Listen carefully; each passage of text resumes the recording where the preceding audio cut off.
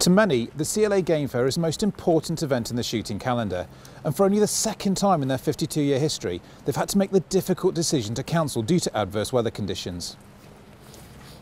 But it's not just wet outside, it's also wet inside the tents too. This is the main arena. It's the beating heart and showpiece event of the Game Fair. Hundreds of thousands of pounds have already been invested in infrastructure, making the decision to cancel a very difficult one indeed. We touched base with Andrew Crawford, show director for the CLA Game Fair, to get the inside track on why the show was cancelled and what the future holds for the CLA Game Fair. So Andrew, I can see the conditions are desperate here, and this must have been a very difficult decision for you to make. It is. You know, it's personally, it really is devastating. You know, my first show for a lot of my office team. But the thing is, the grounds team have got several hundred years of experience between them, and even they knew that we got to the stage where yesterday afternoon it was a no-go. My heart actually, more than that, goes out to our exhibitors, first and foremost. The visitors who come and wanted to come and buy lots of lovely goodies down Gunmakers Row and such like, they can come back next year with their money still in their pockets and hopefully spend double. But you know, our traders, they've had a desperate summer season, and I know after speaking to a lot of them firsthand that they were really pinning their hopes on clawing some of that back at the Game Fair this year. But unfortunately it got to the point where we had to turn around yesterday and say the show can't go on. Now clearly this is the most important event in the calendar for shooting exhibitors, and also it's a showpiece for shooting consumers. But clearly this is the right decision to make at this time. It couldn't have been left any later. No, absolutely. This week we basically shut down. We didn't let the vehicle movements on the site because we had a window of opportunity. We had two good days, Wednesday and Thursday, where the temperature was rising, the sun was out, and we had a wind. You couldn't have hoped for better drying conditions. We had our fingers crossed. We went out yesterday afternoon and just realised straight away that even with those conditions, nothing had changed. And at that point, we made the immediate decision that we needed to act promptly, get the message out there, and stop those losses that at this stage go up hour by hour. So that's fundamentally where we got to. And quite frankly, this would have been a dangerous site to let people on anyway. So from purely from a responsibility perspective, it needed to have been stopped right now. Yeah, I mean, we obviously tested the ground yesterday. We saw what a vehicle did, and then you've got to multiply that by 3,000 to 4,000 heavy vehicles to get our exhibitors onto the site, and we just knew that it was no longer plausible for us to continue. Okay, so it looks a little bit like a ghost town here at the moment, all this wonderful tentage, but clearly there's a lot of damage here. Yeah, I mean, that's with very few vehicle movements. We're currently at the heart of the show. This is middle of Gunmakers Row, and we've probably had about 10 vehicle movements on here. This part of the show, we'd need somewhere in the region of 600 vehicle movements to get all our exhibitors in. Yeah. As you can see, what one suitable vehicle does, if we were to put a 7.5 ton truck on here, it would just be up to its axles almost immediately. Yeah, no, I can see that. Even obviously I'm very svelte and I'm sinking in. Yeah, you know, all the best will in the world. You know, wellies are great, but we've got some ducks on site this morning. I think we'd all need webbed feet, yeah, to try and get the show on the road. But unfortunately, everything was against us. So Andrew, just talk me through step by step the decision-making process and how you came to the eventual realisation to have to cancel. Well, when we first came on site, you know, there's a lot of infrastructure that has to go beneath the ground. So our site team have been here now for the best part of 2 months, putting everything in. We've stayed off the grass, we've looked after it as best we can, carried everything where physically possible to make sure that could go ahead. And we've just constantly been monitoring the weather. And, you know, we've had drying days, then we've got kick in the teeth, and we've had wet weather. And this process has been going on, but there's always been the opportunity to put the show on. I would say that Sunday, we got fairly heavy rain on Sunday evening, but it was forecast that later on this week it would dry out, and so it was a case of carry on, we will be able to get this show on the road. We waited for the drying process, which was Wednesday and Thursday. The temperatures were warm, the wind was blowing, it was, you know, the moisture in those conditions would normally come off pretty quickly. This is good ground normally, it dries very well. Unfortunately, with the sustained rainfall we've had this summer, there's just so much moisture in the ground that we came out yesterday afternoon and realised straight away that 2 days of solid drying conditions had made no impact. And at that point, the button was pressed and we let people know as soon as we possibly could.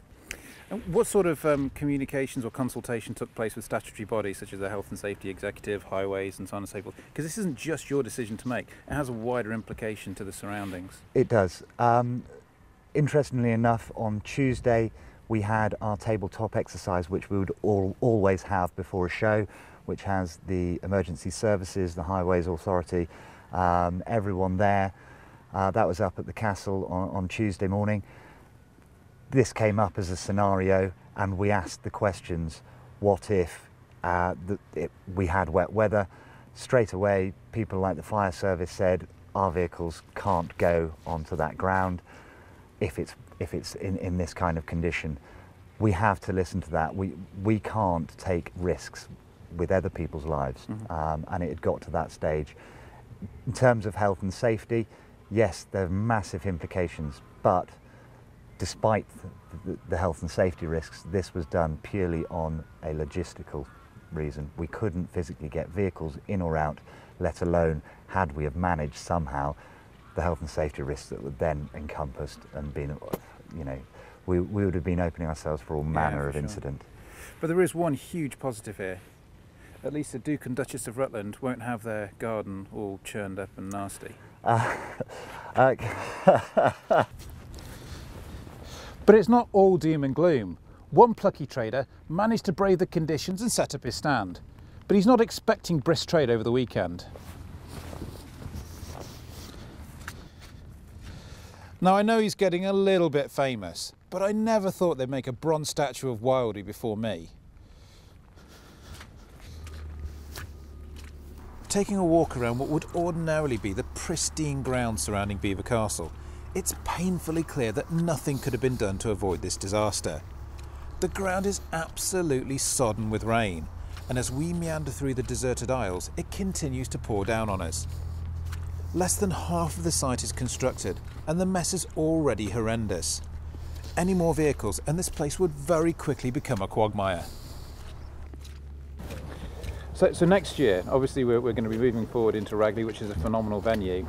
A lot of exciting new stuff coming into the calendar next year? Absolutely. You know, it's a new team that was in place this year. We had a lot of new stuff for this year. That's now kept under wraps. There's new ideas already for next year.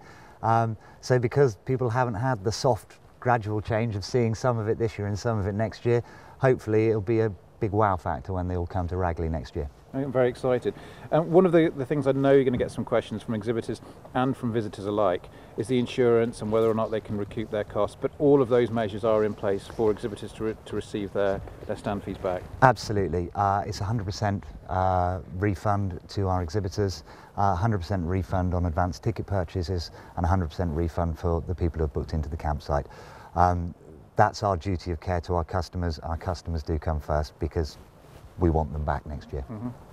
And what other initiatives are you undertaking to help some of our traders get those special offers and discounts out to the consumers? Well, our marketing department is having various conversations as we speak in terms of what we can do online to help them, in terms of links, profiling special offers that they were going to run at the game fair, new product launches that were designed for the game fair, and then we're also working with third parties in terms of publications and other media outlets such as yourself on how we can try, you know, and rescue something for our traders out of this desperate situation. So if you had one message for the traders back home as to what you're going to be doing for them next year, what would that be? For next year, we will hopefully deliver absolutely everything with the sun shining. That's the most important thing. We need to get the sun shining. Ragley Hall last time, was a phenomenally successful show, and I think all our exhibitors will remember that. And so with the new marketing strategies we've got in place that we put in this year, I mean, advanced ticket sales were ahead of this point at Blenheim Palace last year. With some of the new things we put in, we'll continue those, we'll roll them out, and we'll make sure that there's a stonking good crowd next year that come and spend lots of money. What more can you say? Andrew, I'm very sorry that you've had to cancel the show, but thank you very much for spending the time to explain to our viewers back home. Pleasure. Good luck. Thank you. Clearly this decision will have major repercussions across the entire shooting industry, including for Team Wild. This magnificent space was to be the Team Wild showcase. And this was supposed to be our giant TV screen, showing Team Wild TV episodes to all of our fans. As Chief Executive of Countryman Fairs, I've been organising game fairs for a very long time, and I've seen more than my fair share of inclement weather. In my professional opinion, and looking at the condition of the ground, I don't feel any other decision could have been made than to cancel. To the credit of the game fair team, they've made the right call, in the right time frame, and taken all steps necessary to make sure everybody's been informed. With such a dynamic, dedicated and innovative management team, I have no doubt in my mind they'll be back with a vengeance for Ragley in 2013. For more information and to stay up to date with further developments, visit the CLA Game Fair website, Game Fair blog and Facebook page.